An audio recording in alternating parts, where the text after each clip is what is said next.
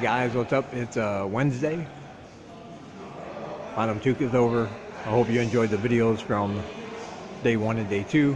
I didn't get down there much in the last couple days because I was holed up inside since I didn't have to teach, working on my new book and some other things. Right now I'm inside the Courtyard Marriott. Ooh, fancy, fancy hotel. Very spacious, very big inside. I'm here meeting a friend. They're staying here for a couple nights. And I thought while I'm waiting, of course, I'll show you around. Very nice. These kind of places do intimidate me though. Because they are nice and fancy and I am not. Looks like they got a nice dining room over there. Right there in that area.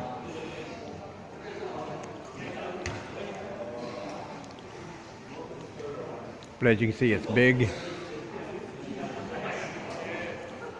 They have a nice center area here where people can chat and visit and everything else. Automatic sliding doors. Big, spacious outside area, parking lot kind of deal.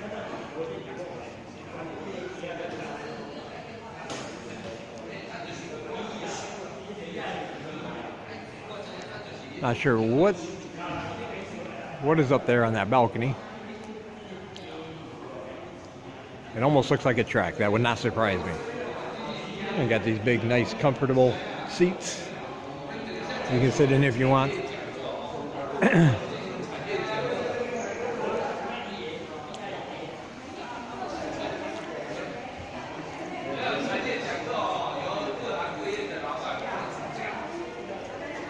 Something called a pizza and pasta party. $15 per person, all you can eat. Oh, and it changes. Wow. This is a real fancy place. Nice artwork on the wall. That looks like a restaurant. Look like all-day dining with the appropriate prices. Anchor draft. $2.50. Yikes.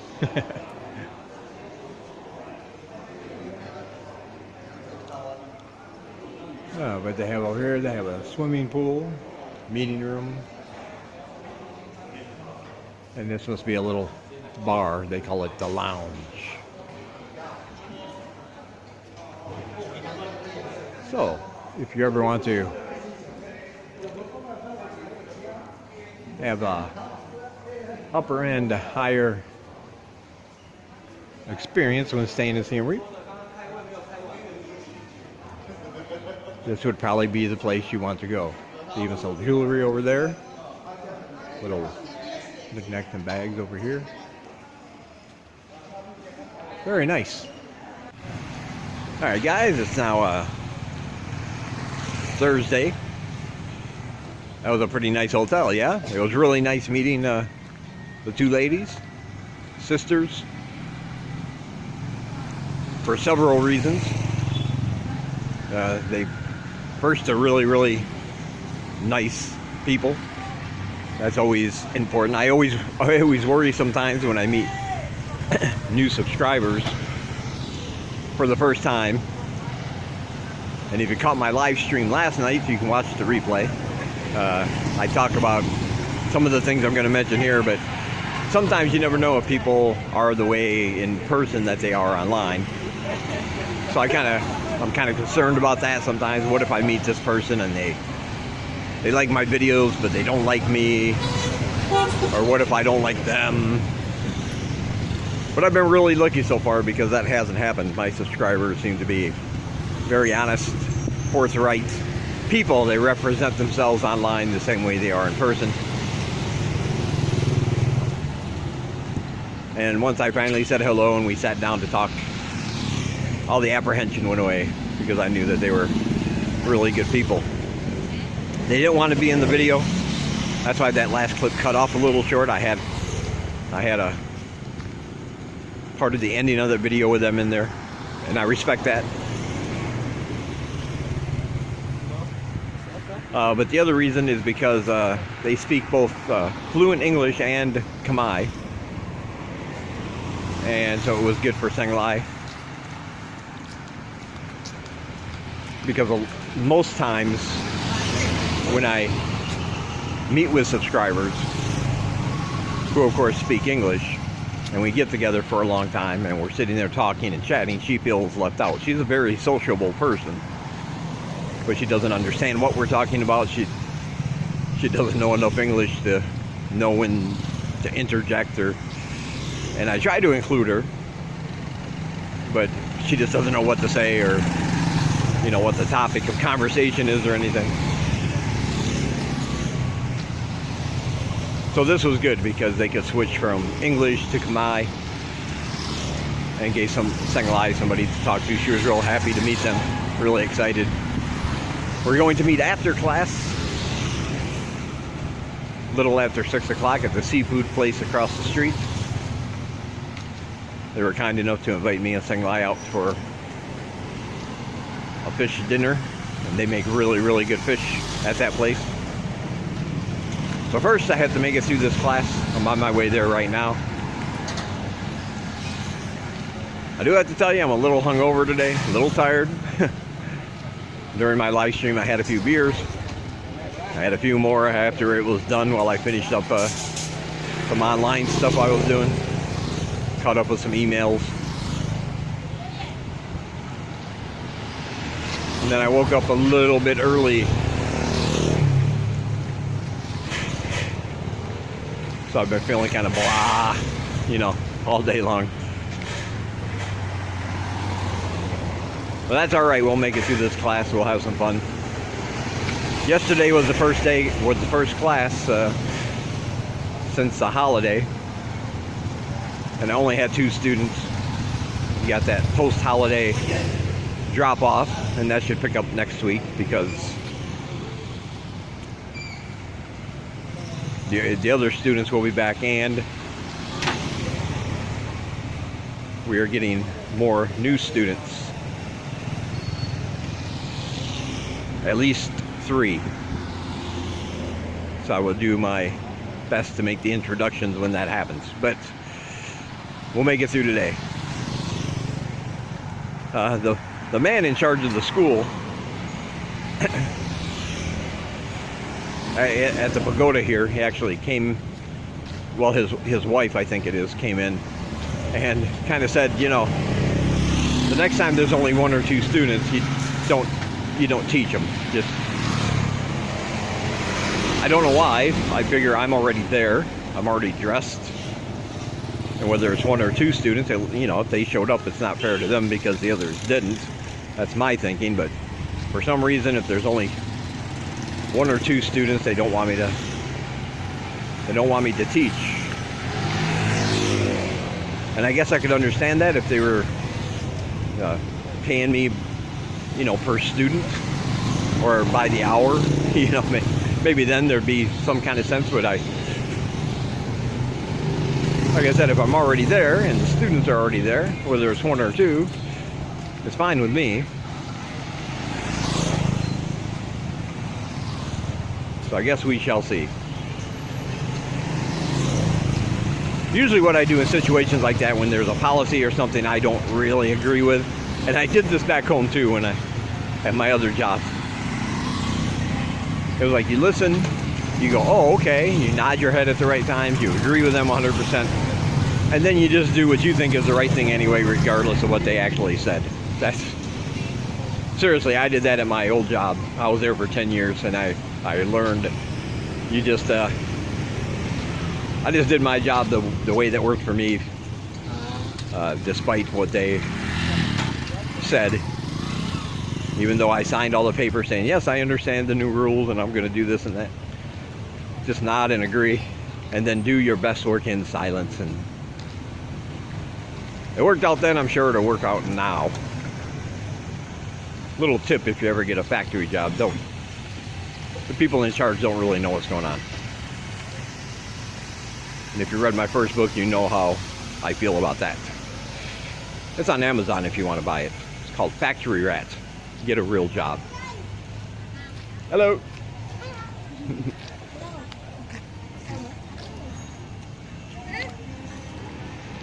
I'm thinking about taking that off Amazon though and putting it up on Gumroad where my other book is, Live in Cambodia, a guide for living in the Kingdom of Wonder. There's a link down below if you guys want to check that out. It's an instant download once you purchase it.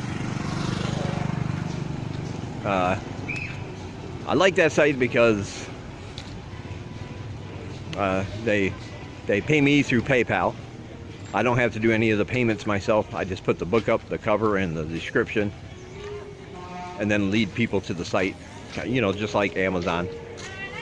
But unlike Amazon, they can actually pay me. I have royalties from my first book that I can't get because they don't use PayPal. So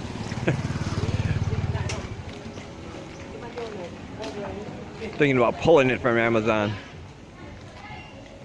putting it up on Gumroad. If you guys are interested, if you want to read it, it's not unlike these videos or my second book. It has a lot of F-bombs, has a lot of low-brow, childish, 12-year-old boy going through puberty kind of humor. A lot of body parts, bodily function jokes, you know, breasts and dicks and very lowbrow, lowest common denominator kind of stuff. But I thought it was funny.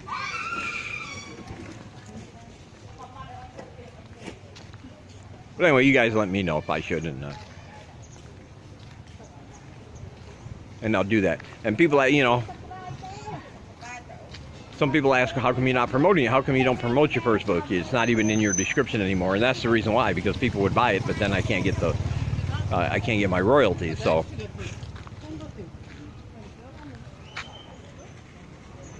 like I said, if I find a platform that will do that, I'll promote it once again.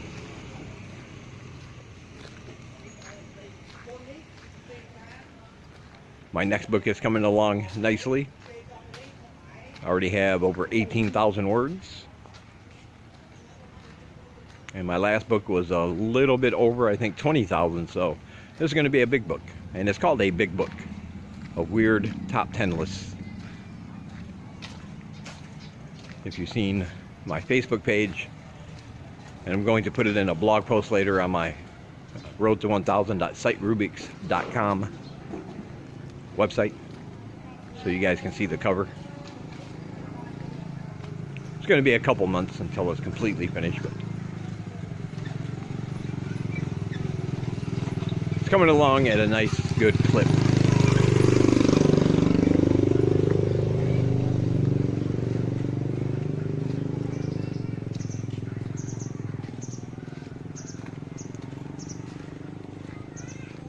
There we go, the dog's playing. Hey guys, get out of the garbage. Come on now. Hey puppy. Hey buddy. Don't run away. Come here. I want to pet you. They don't want none of that. Thingalize also wants to get her business off the ground, which is a good thing. She wants to do a combination store, restaurant kind of deal. We're looking into getting a micro loan here for around $3,000, and it's kind of easy for local to do that. I wouldn't have my name on there on the loan anywhere because that requires a whole different set of circumstances for a foreigner. But she can get like a micro loan to start a small business. We're looking into different companies, seeing what the requirements are. And from what I found, the interest rates are not bad. 1% to 1.5% interest, and you'll have anywhere from 36 to 60 months to pay it back. So anywhere from, you know, 80 down to, I think, $45 or $50 a month, depending. Or I can sell 300 copies of my new book and not have to worry about a loan. You guys can help me do that. Spread the word. Grab that link down below to Gumroad. Tell your friends and family. purchase multiple copies. They make great Christmas gifts because it's a PDF, so it's an instant download.